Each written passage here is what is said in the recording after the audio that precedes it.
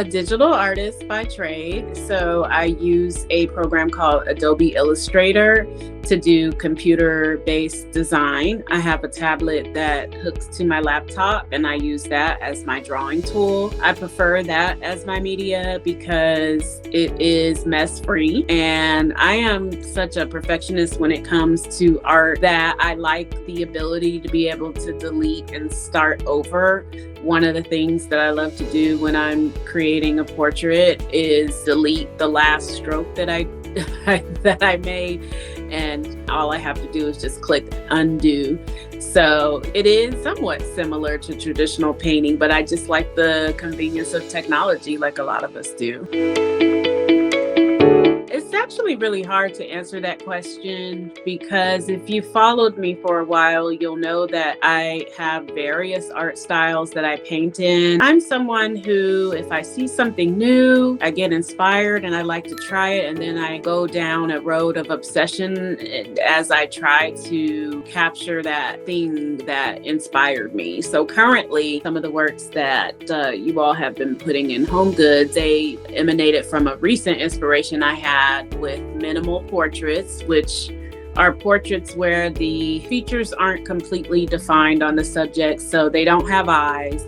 All they have is the lips, the lash line, and the nose. So it's a very low level portrait without much detail. And I use lots of vibrant colors when I create those, along with various textures, patterns. And I'm inspired by botanicals. So you'll see a lot of flowers and leaves and botanical elements in my art.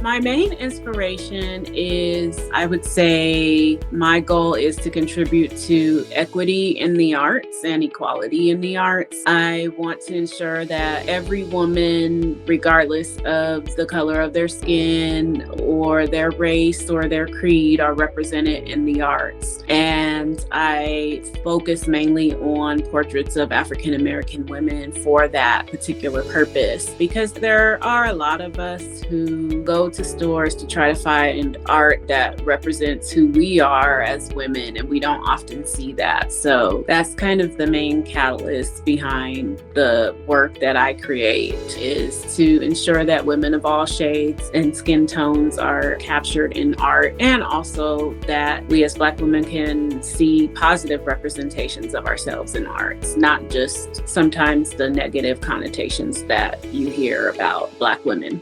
So that's kind of what drives me.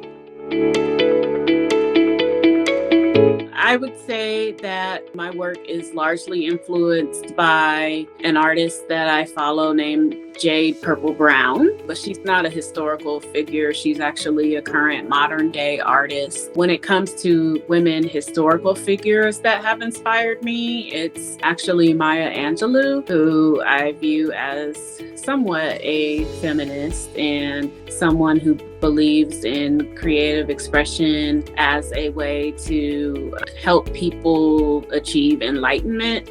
And that's primarily why I paint, because I really do believe that art has healing power. I think it has the ability to unify people across lines of culture and help people to have an awakening. So I try to infuse that into every piece of work that I create. I want it to have a healing impact on people. So you'll see a lot of the titles of my pieces have a lot to do with healing and self-empowerment and messages promoting positive mental health and things like that. I do have a large body of historical pieces, and they are in the style of low poly illustrations. So those pieces are made with triangles that share intersecting points. And I do have a number of strong women figures that mean a lot to me as part of that collection. I do have a piece of Maya Angelou, and that piece is made up of over 10,000 little tiny triangles. And I have another piece of Cicely Tyson, who was another mover and shaker, who was at the forefront of helping Black women embrace their unique beauty and creating acceptance for women of color of darker skin shades. So those are two women that captured in that line of work.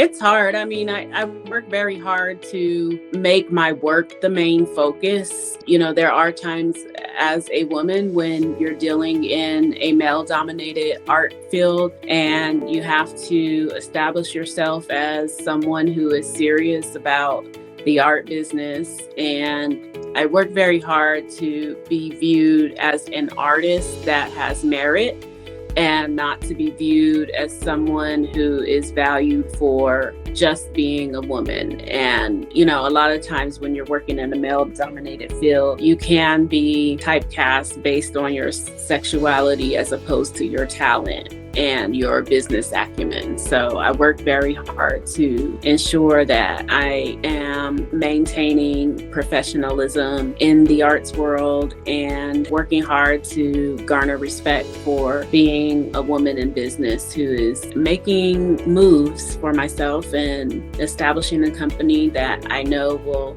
ultimately help the women's movement as a whole.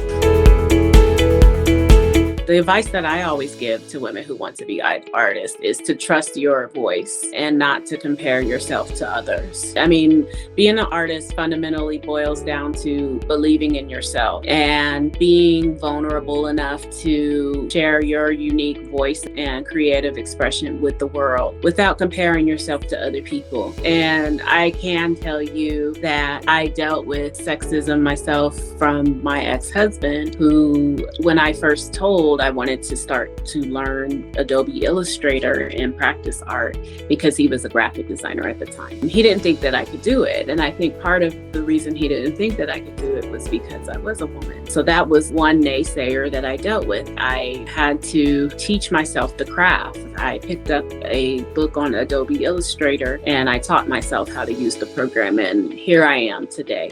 I also had to trust my own creative voice. And even when I wasn't as skilled as an artist as I am now, I still made myself vulnerable enough to put my work out there. And at the time when I started doing it, I actually had friends who didn't even understand why I was doing art or why I was calling myself an artist. And at the time I hung around lots of other artists who were established artists that were really very skilled in the work that they were doing, and my work did not compare. But I mean, the only way that I got to where I am today is by choosing to believe in myself and choosing to focus on honing my skills, and that's how I ended up where I am today.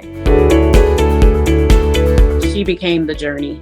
And I actually don't know who created that quote. I just know that my sister often mentions that quote, and it really inspires me because it reminds you to live in the moment. And it reminds you that life is not about being perfect or having a perfect experience, but it's about growing along the way until you get to your destination.